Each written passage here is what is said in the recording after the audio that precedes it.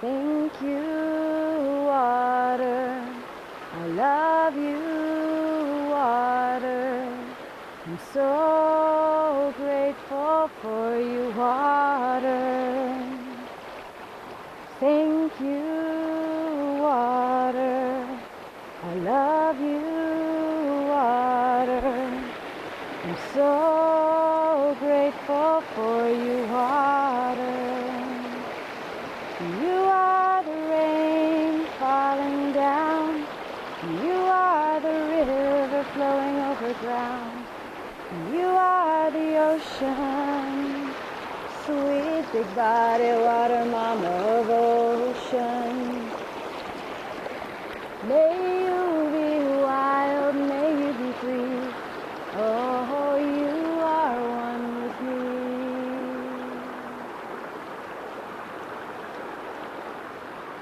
Fresh water is alive.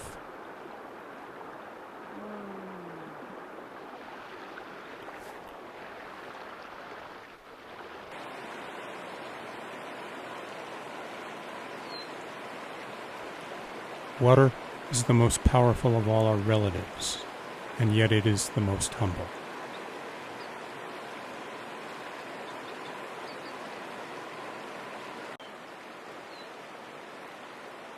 If there is an opening to be found, or an obstacle to be overcome, water will find it.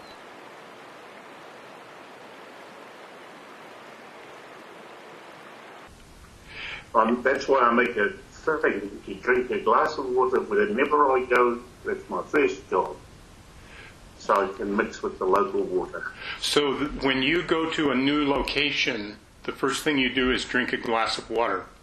Yes, and that gives me the time, the memory span for that time, and also connections to the people and families. Water is an exemplar of attraction and cooperation.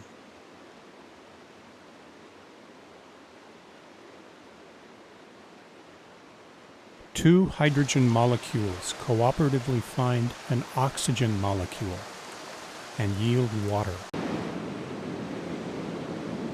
Mother Earth is mostly water. When light dances with rain, rainbows become visible. When water cooperates with the other elements, sparks of life ignite. Mother Earth, plants, creatures, and people are mostly water.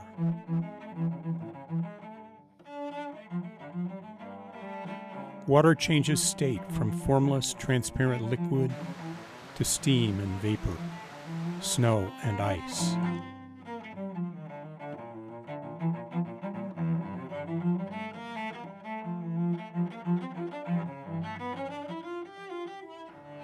When fire enters water, blood warms, organization and structure stand up.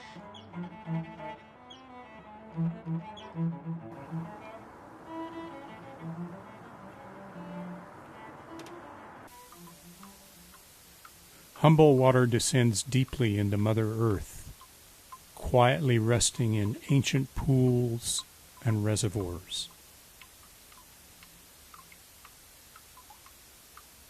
We are all water carriers, all carriers of intention.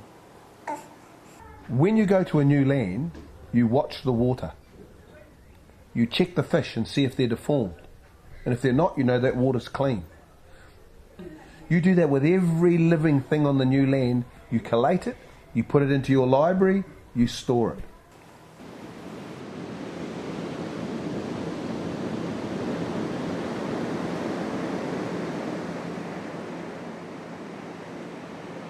Humans largely dwell in zones where water flows.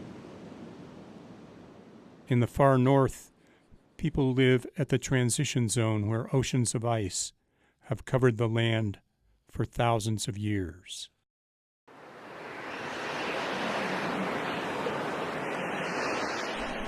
Ho, ho, ho, ho.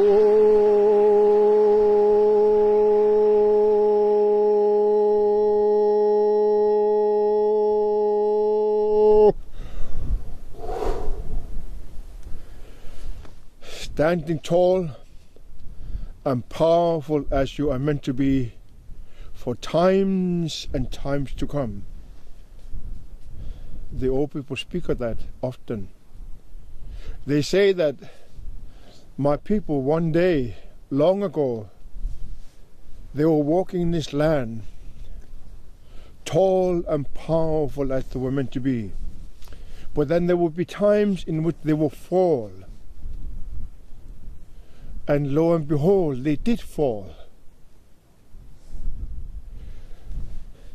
And how do we know that? They became colonialized and subjected to things unmentionable in these days of language.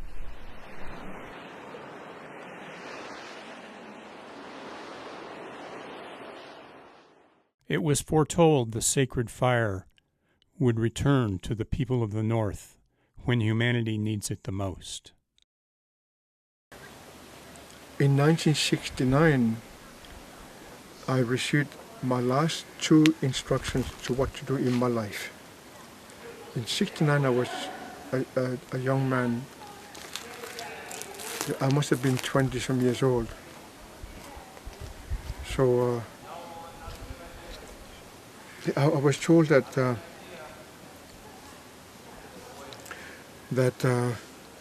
they say that one day when the world needs it most, the trees will stand again. And when they do, the sacred fire will come home.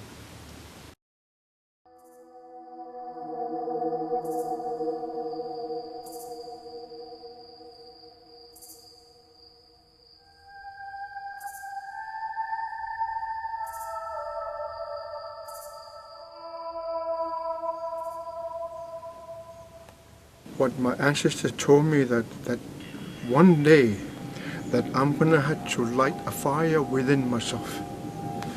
And I try to imagine that I would be lighting a fire within myself. It's very difficult to comprehend the significance and the beauty of what these people are saying. I had to learn to light within myself a fire, which at the end will melt the ice in me.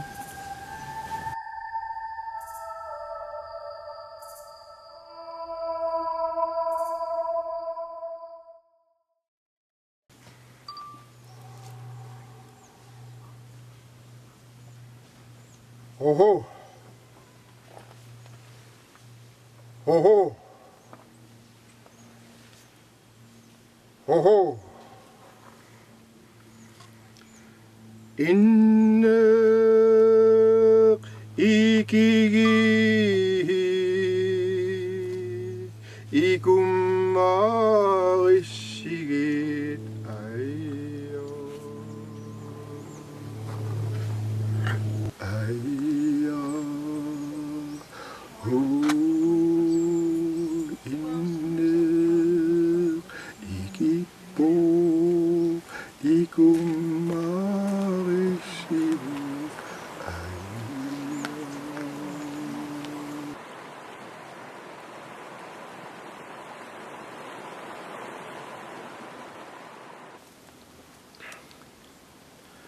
In the month of January 1963, some young men, as is a tradition, they go to the mainland and go hunting.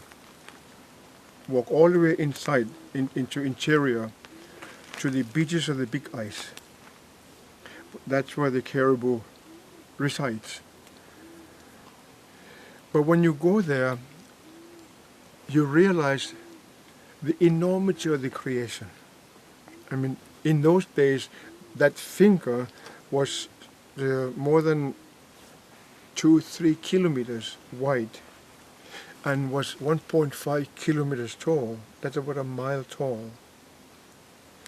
So when you get there, you become aware how tiny you are in an enormity of the creation.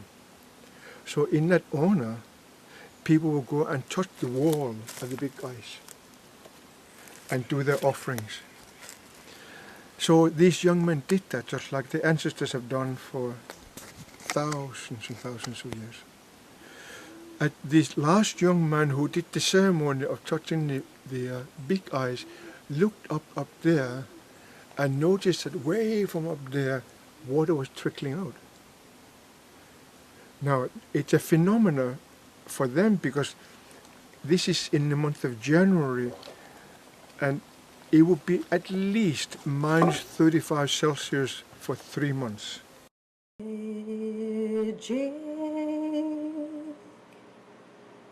Inspiration. Do you remember? Heart flutters love all around you. Love speaks in the wind and in the thunder. Have you forgotten why you came? Have you forgotten why you came? Magic, inspiration. Do you remember?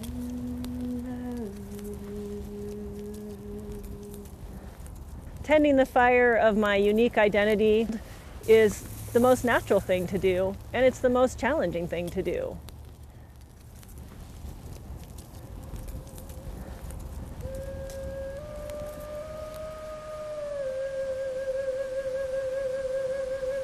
There are always new challenges coming up in the world. Life is a dynamic thing, and we have to dance with it as it is. There's no other choice. It's an old story, a neglected, forgotten human story. I am an old, one-word storyteller.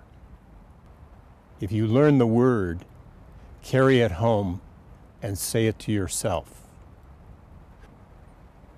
That's what happened to me a few years ago.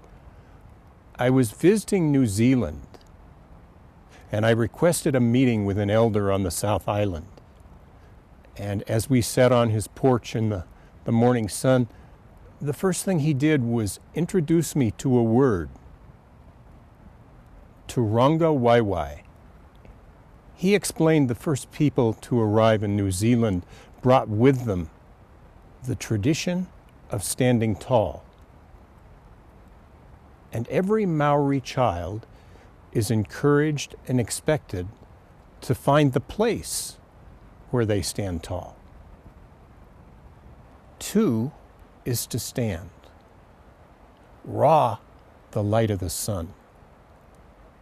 Na, much or many. Waiwai are 2 feet. Turanga Waiwai is to stand tall in the great light of where you belong. The location is not as important as that they step into their authentic identity in that place where their heart and the rhythm of the earth are in resonance. Once that power is within us, we can't do very much.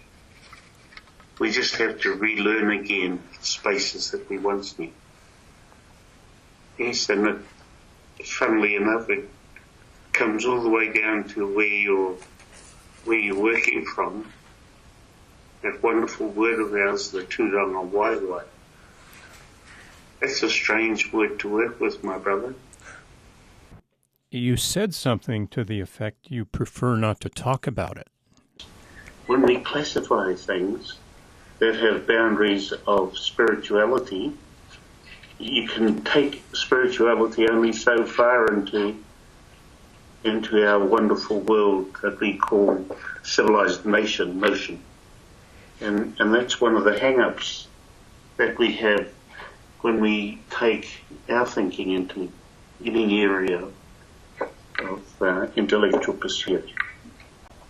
We lose, I don't know how to say it, but we lose almost a core matter gets left behind, because our quantum mathematics, even the base of it, doesn't allow for that spirit to go across, my dear brother.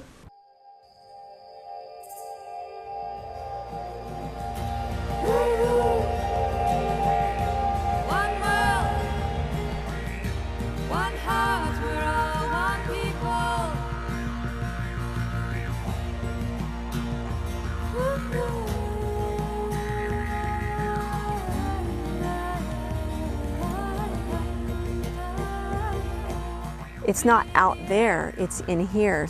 Standing up is standing into your highest possibility. Because inside there's a calm sea, I just have to find it.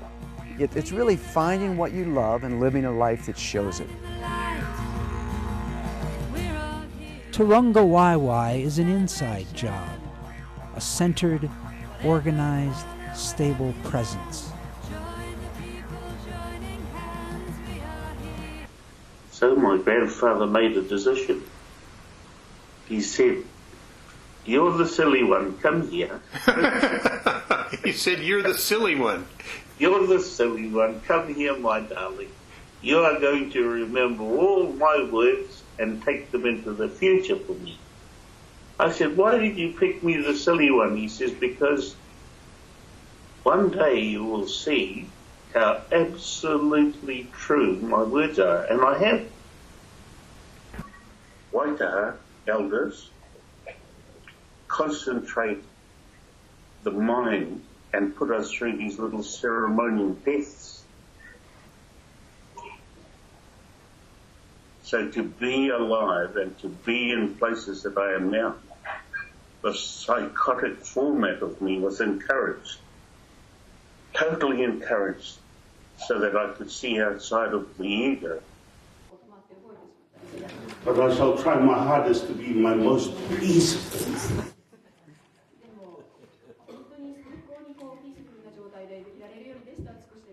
Even if it is psychotic peace.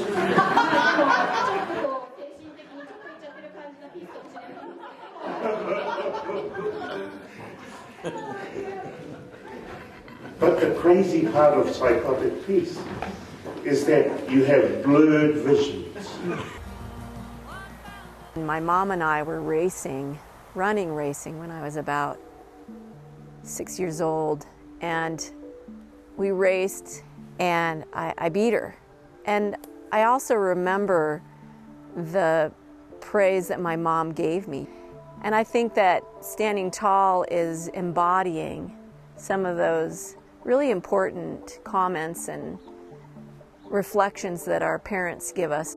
And I was blessed to be raised with such strong roots, and truly the only rule in my family growing up was to be true to yourself. That was the only family rule.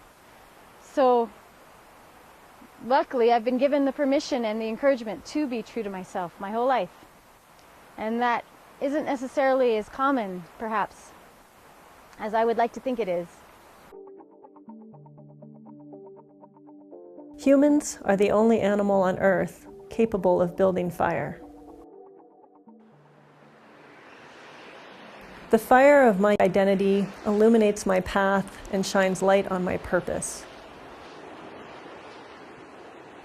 As a living being, I am literally on fire.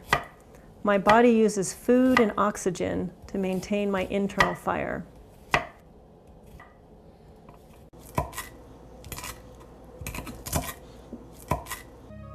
So in '71, I asked the authorities at Oxford, where I was a don, whether I could do a doctorate in energy, and they said, energy?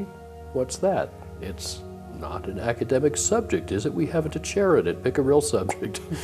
So I said, well, sorry, I think it's really important. I need to go do it, so I think I'll just resign the fellowship and move to London and go work on energy. So I did. That meant everything should be solidly frozen, but it was not. The water was trickling out.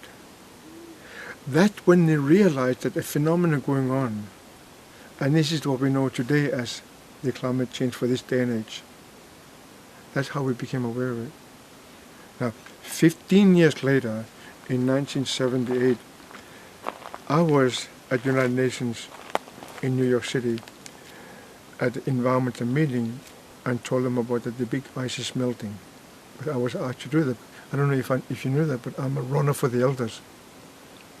Which means that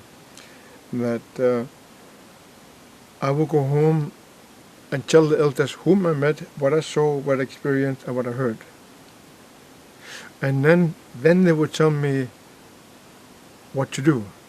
They would tell me, go and talk about this, and that. So I would get myself together and I would travel the world. So I was told that I should tell the government of the world, which is United Nations, that the big ice is melting. So I did in 1978. And it was really funny. In those days I was wearing business suit. I don't know if you remember. These guys are too young to remember the three-piece suits with small tiny buttons. Remember them? So I looked really fancy, and I had a briefcase. It was empty, but who cares? But I carried it because everybody else carries the briefcase. Right? So I gave a talk to them about it, and after my talk, people stood up and applauded me 10, 15 minutes. Now, as an Eskimo, we have a problem with ego. So my ego grew as tall as a big tree here.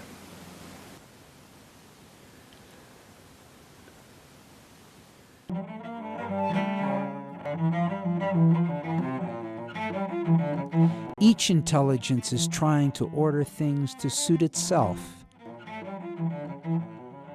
The ego is tied between the heart center and this thing we call the brain. And the ego is a marvelous tool that can help us care for a complex, sustainable farm, or go the other way and it can make your head swell. When Turunga Waiwai sleeps, our identity is weak. Money is at the forefront of people's minds. All of us, looking for dollars and forgetting our identity, forgetting our Turunga Waiwai, forgetting why we came. My ego sees me as separate from the outside world, a separate identity. As a benefit, my ego can help me recognize a foolish assumption or recognize the truth. The risk is, my head gets so big I have distrust or disdain for others and nature. We live in a world based on me and I. I am the center of my universe. I want this, I want that. I go to McDonald's, I want my hamburger now. I want my car filled up now. I. Hang on a minute. I is not sustainable. I can't recreate or procreate. It takes two of us. You and I, it's not going to work. Right. But it takes two to procreate. So the least sustainable number in the universe is two. Now, if you have male and female, call it essence, whatever you like, and they procreate, they create 3, 4, 5, 10 or whatever. It's exponential. It just grows and grows and grows. So what we have is we have a possibility where we've disconnected so much that we live as individuals in our little houses, drive our little cars to our little place of work, and there is no connection. If you do that with your food, and if you do that with medicine, you're in big trouble.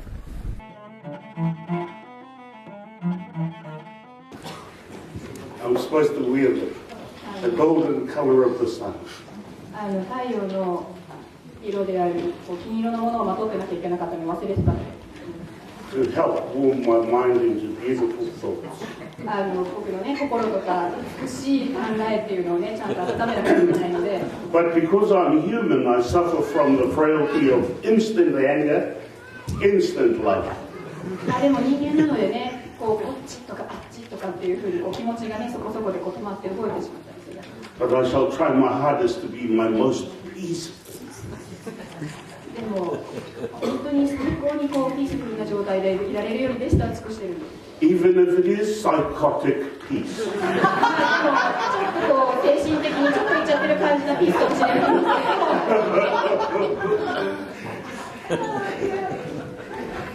But the crazy part of psychotic peace is that you have blurred visions.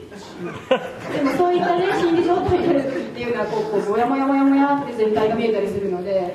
And inside of that tight blurriness is this wonder of all the messages that mother, grandmother, great-grandmother, all the way back through the mothers gave to us when they were rocking us like a baby.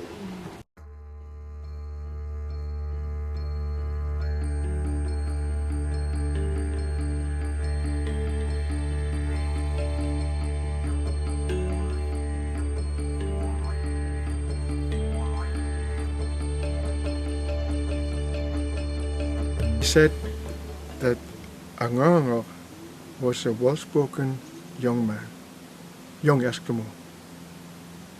Well-spoken young Eskimo. So I knew that I was a well-spoken young Eskimo. So I was so proud of what I did. So I ran home. I ran as fast as I could all the way home to Greenland. And when I get home, my father and my mother will invite all the elders of the city of Nuuk. And as time went by, there became many more elders. And then I would tell them where I had been, whom I met, what I saw, what I experienced, and what I heard.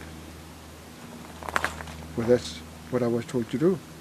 So I told them.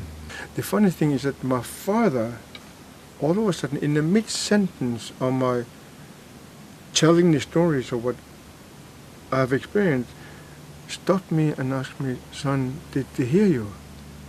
And I looked at him and said, "You know, Father," they gave me standing ovation, 10, 15 minutes long. So then I carried on telling the story. Then he stopped me again. And he said, "But did they hear you?" I realized he wanted to know if they heard the message. And now today, many, many years later, I have to admit that no, they did not hear the message. When disconnection happens, you know, it can happen in a moment. Sometimes we might go off on a thought that doesn't connect us, actually disconnects us. And it could be a thought of complaining. Time I remember not standing tall was when I was younger and I had a friend that was in trouble. And I didn't have the skills to be able to help him at the time, but I could have done something. But instead I did nothing, and it was because I was afraid. Inhabited by fear, we can blame or bully. Every time I heard of bullying, I always kind of had that mental image of people being pushed against lockers or being beat up. I didn't think that bullying could kind of be so subtle in some ways. I didn't quite like anybody. I wasn't close to anyone at my school. And I figured that because I had that sort of alienation that, hey, people make me feel bad, so why not make them feel bad back? We have been in this country long pickled in fear, which is very demotivating. Manufactured fear, a lot of it. Yeah, to try to keep us cowed and stupid. I've noticed that in an attempt to control me, people try and frighten me. I see that in advertising and others wanting me to believe their fear-based concerns.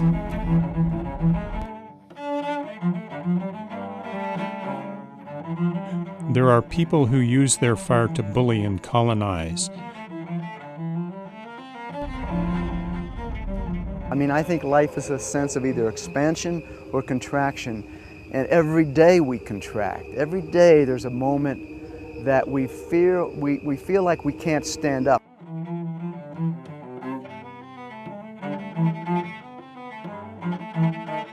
It can begin with a distraction, forgetting who I am, forgetting my identity. I have so far been to 66 countries. So, and I travel most of them as an elder, representing my elders as a runner. So doing that it became evident no one ever heard the message. No one took it seriously. After so many millions of miles of flying, nobody ever changed, so I was really tired. So I said to my mother, I just don't know, I can't do it anymore. Nobody ever changes. And I wanted to know, what do I do? I think I wanted to have her support that I just quit. I just don't want to do it anymore. I think that's what I was after. But then my mother is really quite an incredible being. And she's small, beautiful, beautiful woman. And we were standing together and we held hands like that. And then I asked her, what now what do I do? And she said, you know, son, you just kind of have to change the ways. So, okay, so how do I do that? And then she closed her eyes. When she closed her eyes, me too, I closed my eyes. And standing there with her, hand in hand, and she said, you just gonna have to learn to melt the ice in the heart of man. Only by melting the ice in the heart of man, man will have a chance to change and begin using his knowledge wisely. Then she didn't speak anymore.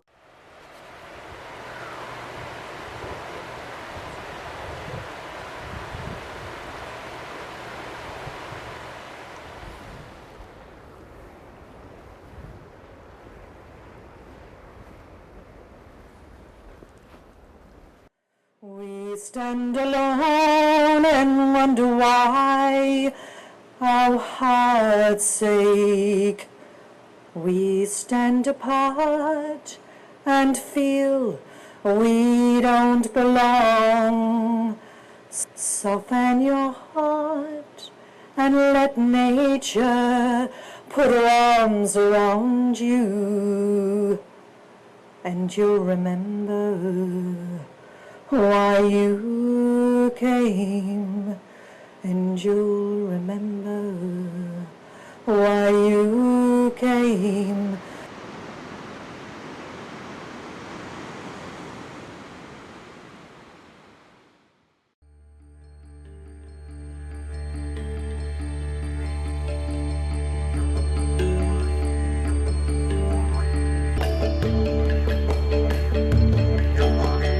We are the water, wind, soil, sun, dancing tall with life the way it is. Bring it in the air. Bring it in the air. Bring it in the water. Bring it in the fire. A healthy identity rooted in the earth is stabilizing. All the outdoor trips here have really helped me know who I am. Over Avalon, burning in the red sky, shining on everyone. Turunga Waiwai is a lifetime process, not an accident or chance event.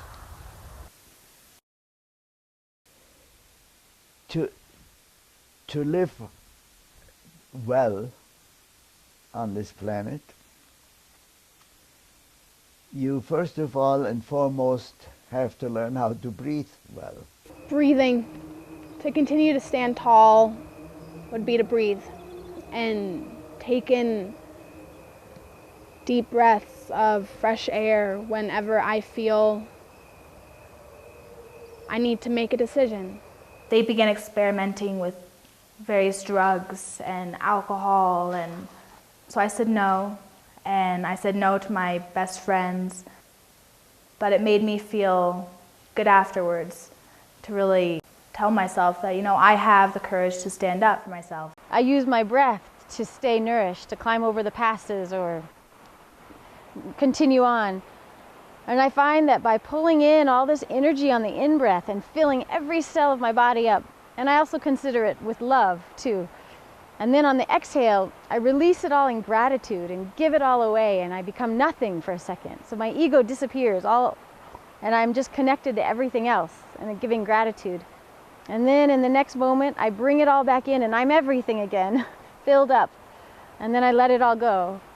And I find this exchange is so powerful. And it continues to lead me deeper and deeper into a relationship and into a connection.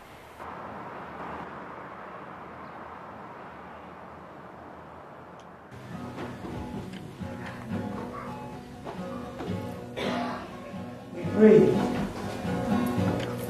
and have life. 地球の子供たちの皆様、この潮の流れに乗ってください。地球の子供たちの皆様。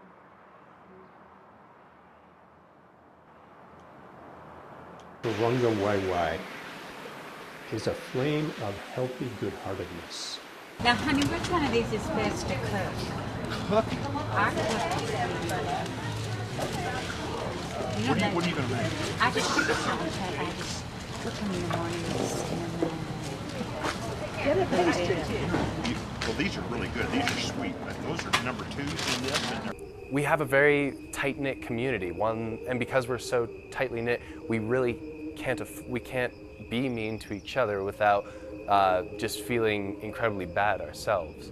Standing up is standing into your highest possibility, standing into that which you truly love and believe in. Then I think we move into the mystery, because we don't know what's going to happen when we stand up. I know that the connection to power and possibility is there, but it's always a mystery. Standing tall, Turunga Waiwai, is about the inner fire, lifting us from within with the family of life, in total connection. An idea so simple, and yet a profound paradox. Turunga Waiwai is fire. The fire of each unique identity celebrating life. Avoiding unnecessary violence. Governing the interplay of strength and weakness. Nothing is created outside until it is created inside first. To the south live water carriers who have been passing the wisdom of Turunga Waiwai to their grandchildren for over 4,000 years. They are the nation of Waitaha. The beauty of the Waitaha is that they are not localized. Their wisdom resides in the grandmothers and is hidden in the hearts of grandchildren all around the world.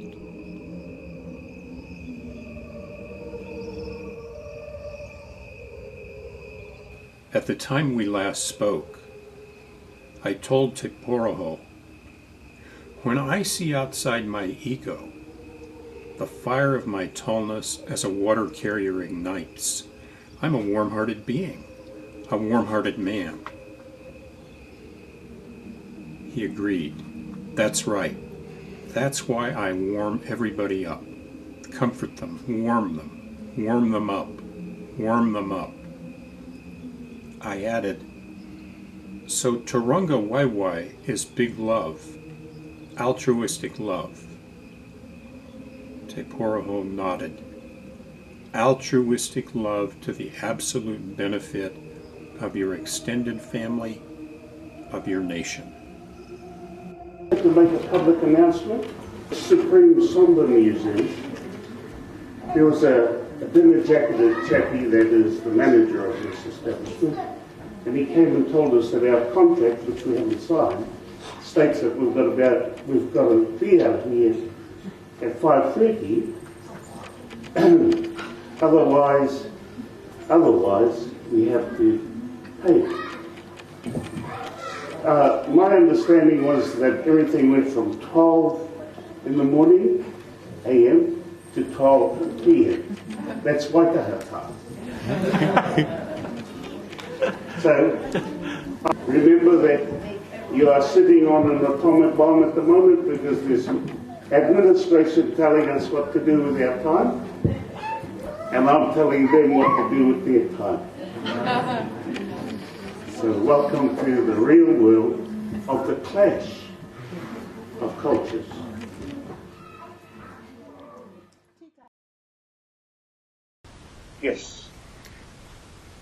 Yes, and this is why I had to take the formal controls so to enable them to see that there are ways that they must act and react in this modern day so that the messages can get through successfully. Otherwise, we're going to have a huge number of paradigms opening with no sensibilities for the findings. So you and I, in essence, are containers of water. As individuals, we have power, but we have greater power in the collective. And when we get angry, we boil our water. When we're calm, our water is very calm. You take time, and you have that very quiet walk on the land, very quiet journey. So that what happens is, you treat the land and the water and all of it gently, and it does the same back.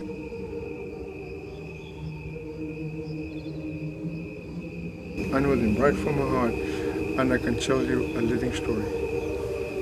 When people stand tall within themselves, they understand the beauty of love for one another. Magic, inspiration. Do you remember?